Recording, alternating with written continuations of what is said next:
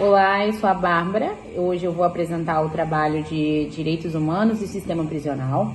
Nós estamos fazendo esse trabalho, eu, Bárbara, Júlia, Hector e Lara.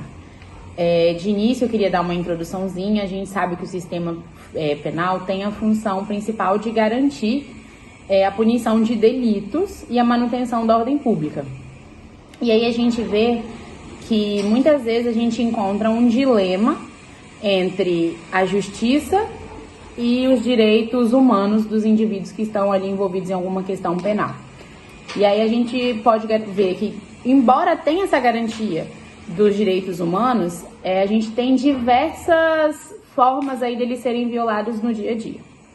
Então, inicialmente eu vou fazer uma análise crítica que fala da relação dos direitos humanos com o sistema de justiça penal. O sistema de justiça penal ele tem a função de punir aqueles que cometem crimes, porém eles têm que fazer isso de uma maneira justa, proporcional e respeitosa. Porém a gente vê que o direito penal muitas vezes é criticado por falhas em assegurar que esses delitos sejam punidos de forma correta.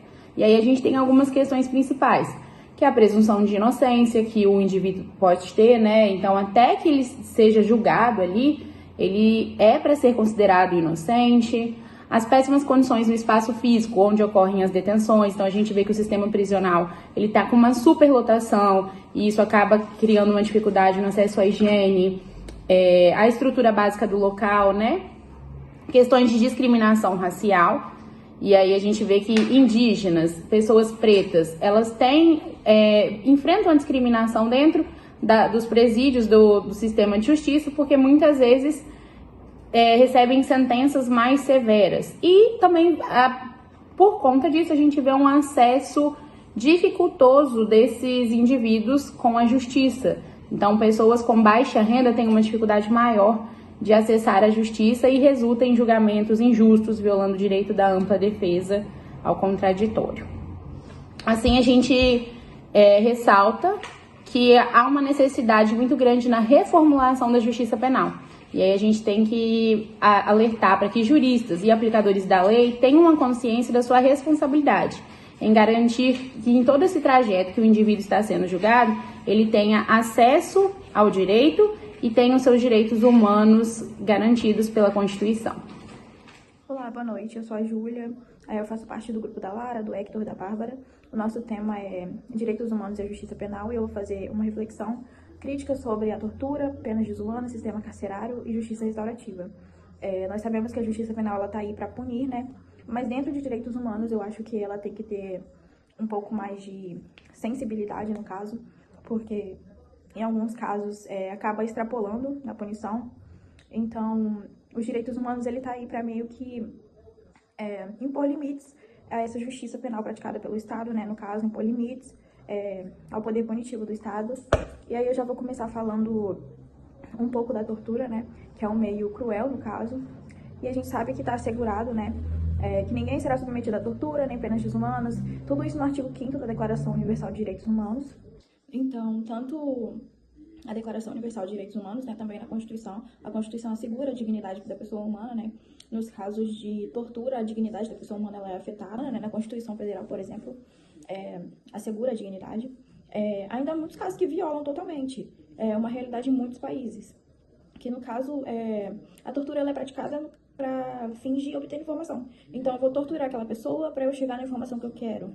Vou torturar aquela pessoa para ter um controle sobre ela. Então, é algo que é um meio cruel que, no fim, é só para você conseguir alguma informação, conseguir um controle sobre a pessoa. Então, você está torturando ela ali até que ela faça isso que você queira ou fale aquilo que você queira ouvir. Então, não afeta só o físico da pessoa, né? Mas também as condições psicológicas. E além, né, da prática da tortura, a gente tem as penas desumanas, né? No caso, que viola também o princípio da dignidade da pessoa humana, que é assegurado na Constituição. E ela viola pelo simples fato de você punir alguém de forma cruel, como, por exemplo, as prisões perpétuas, pena de morte, que é muito comum em alguns países, né? Aqui no Brasil é vedada a pena de morte, mas em alguns países ainda há essa pena. Então, é um meio de violação à dignidade da pessoa humana, também como o direito à vida, né? No caso, viola esse direito, mesmo que para algumas pessoas seja um meio de acabar com os crimes mais cruéis possíveis, mesmo que seja um meio, também há pessoas que pensam que viola totalmente a Constituição Federal e todos aqueles ordenamentos, leis, né, que asseguram a dignidade da pessoa humana, como direito à vida, então viola todos os direitos daquele detento, no caso que é a pessoa que está sendo ali julgada, né, em caso de pena de morte, por exemplo. Então, se dá a entender que mesmo que aquele crime seja inadmissível, não se deve aplicar pena de morte ou penas que desrespeitem os direitos e garantias fundamentais assegurados àquela pessoa. E às vezes até as pessoas, né, que compõem o sistema carcerário, também o ambiente, a forma que são os detentos, né, no caso, são tratados. A gente vê muito isso em sistemas carcerários, a aplicação de meios cruéis, né, para que possa reabilitar o detento, e não é assim que funciona. E mediante esse cenário, né, de tanta desumanidade e como tudo está relacionado referente à pessoa, dos seus princípios e garantias fundamentais, garantidos na Constituição, né, no ordenamento, a gente vê que é algo que precisa ser assegurado para a pessoa. E nisso surge a justiça restaurativa, né, que ela vem não como um modelo punitivo, né, tradicional, não, ao invés de trazer consigo, né, essa justiça restaurativa, trazer consigo punição, né, que é o modo tradicional, ela veio só apenas para reconciliar as partes envolvidas, tanto as vítimas quanto os infratores, quanto a comunidade. Então ela veio para propor essa reconciliação, para que as partes tenham essa conversa, né, que coloquem ali na roda suas perspectivas sobre tudo o que acontece, tudo o que aconteceu. Então ela veio para afastar, né, essas desigualdades, essa desumanidade e promover um diálogo entre as partes.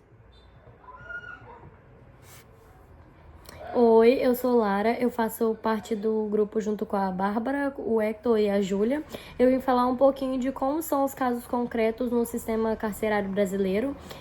Anteriormente já foi falado o que é, né, em base à tortura, superlotação, etc.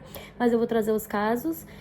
O sistema carcerário brasileiro é algo muito real e ele é muito precário.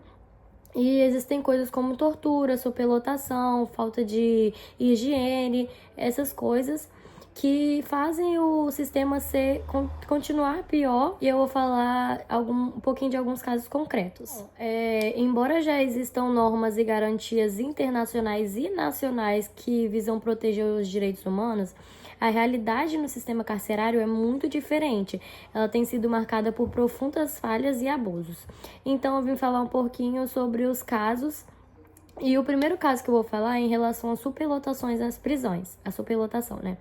No Brasil, o número de detentos frequentemente ultrapassa a capacidade das unidades prisionais. O Grupo de Monitoramento e Fiscalização do Sistema Carcerário e o GMF, do Tribunal de Justiça do Acre, realizou algumas inspeções na unidade penitenciária Evaristo de Moraes, ela situada em Sena, Madureira.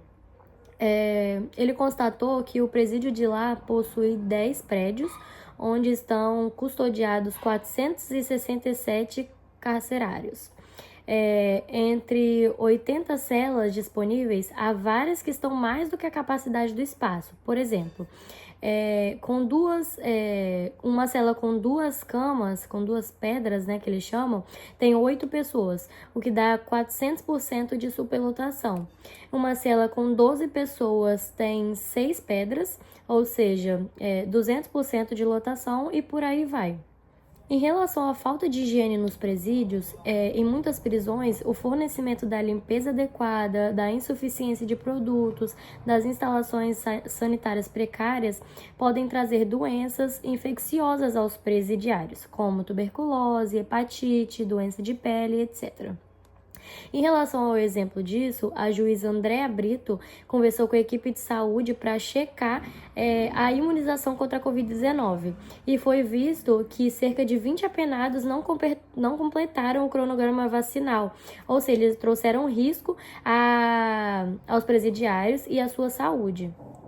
Bom, ainda nesse tema, eu trouxe o exemplo de que um dia anterior à inspeção foram entregues alguns kits de higiene pessoal nas celas, porém um preso, ele informou ao pessoal que estava fazendo a inspeção que numa cela com 9 pessoas foram entregues apenas 3 escovas de dente. Ou seja, o sistema de higiene é muito precário. E além disso, também nesse tema, em relação à higiene, cerca de 10 encarcerados estavam com inflamações semelhantes nas axilas. Ou seja, a falta de higiene, né, igual eu falei, pode trazer doença e etc. Então, 10 carcerados estavam com a mesma doença de pele. Outro tema bem falado que a gente pode trazer junto, por exemplo, é a fome e a tortura. Em relação à fome, relacionada à mesma pesquisa que eu fiz, que eu falei anteriormente, eu vi que no mesmo presídio eles fizeram na checagem, pesagem das marmitas que chegaram, e todas as marmitas entregues naquele dia constaram a menos, com a pesagem a menos do que o necessário, que são 800 gramas. Que é a quantidade contratada. Então, todas as marmitas estavam no peso inferior.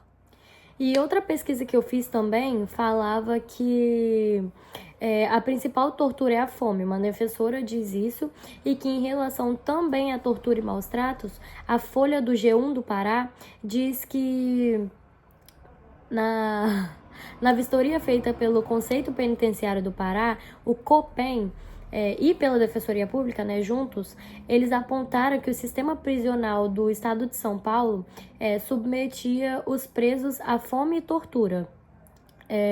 Cerca de 12 horas sem se alimentar, cerca de alguns presos que perderam 50 quilos e outros que vieram até a morte.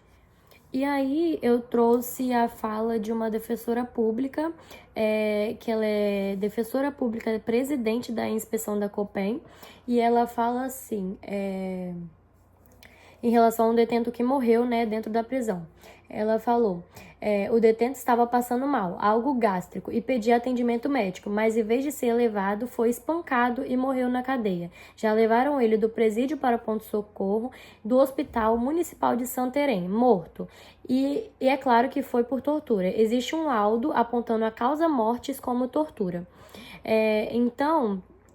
Também em relação à fome, eu também trouxe a fala de um presidiário, que eles não deram dados, né? Mas o presidiário falou assim, ó: uma vez eu não aguentava de fome porque tinham cortado a farinha. Aí na janta veio um macarrão com cara de azedo e eu tive que comer. Eu e vários outros na cela também passaram mal. Ou seja, nós vemos em todos os exemplos que eu trouxe que o sistema carcerário é muito precário no Brasil, tanto em relação à fome, à tortura, à quantidade, à qualidade, comidas estragadas, comida com bicho. Já tem vários casos na internet, nos jornais. Então a gente vê que o sistema carcerário é bem precário no Brasil. E o meu próximo colega vai falar um pouquinho sobre algumas propostas para mudanças. Olá, eu sou o Hector e hoje eu vou falar sobre algumas propostas de reformas no sistema de justiça penal brasileiro que a gente possa assegurar a proteção dos direitos humanos. Infelizmente, nosso sistema de justiça penal enfrenta grandes dificuldades quando se fala em relação à proteção dos direitos humanos, uma vez que há diversos tipos de desigualdades.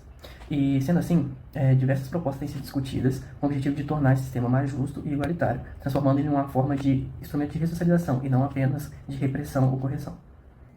Uma das discussões fica em torno da discriminação de atos de baixo potencial ofensivo, uma vez que, com essa discriminação, a gente pode focar menos na encarcerização, o que vai reduzir o número de pessoas presas por conta desses motivos, que é um número bem alto, e vamos poder focar principalmente na saúde pública, como, por exemplo, no caso de consumo de porte de drogas apenas para consumo, que já tem se tornado um assunto de calamidade pública, uma vez que milhares de pessoas fazem esse consumo. Dessa forma, consegue-se tirar um pouco do foco na repressão, e sim colocar um pouco mais o foco na saúde pública e no que se espera para o futuro. Uma outra medida também pode ser pensada é a ampliação das alternativas de prisão, uma vez que há diversas pessoas que estão presas ainda, mesmo sem ter o trânsito em julgado, e por meio de outros métodos de acompanhamento, como por exemplo o monitoramento ou penas alternativas como o serviço comunitário, é possível reduzir também o número de encarcerados dentro do nosso sistema prisional. E isso faz com que a prisão seja excepcionalmente apenas para os casos mais graves.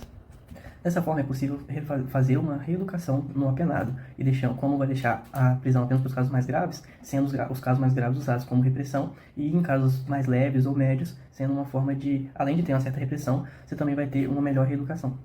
Um outro método que tem ganhado bastante notoriedade é a implementação da justiça restaurativa, em que se coloca a vítima e o infrator cara a cara, de forma que o infrator entenda o malefício que ele causou para a vítima. Além do infrator reconhecer o erro dele e ver o malefício que ele trouxe à vítima, ele também tem a oportunidade de reparar o mal causado a essa pessoa, sem a necessidade de ter, de fato, uma prisão. Ainda dentro do setor carcerário, é importante que as prisões deem uma melhor condição ao apenado, uma vez que muitas delas não apresentam o básico para a existência, como por exemplo higiene, alimentação correta, e além disso apresenta também muita violência, onde muitas das prisões são comandadas ainda por facções.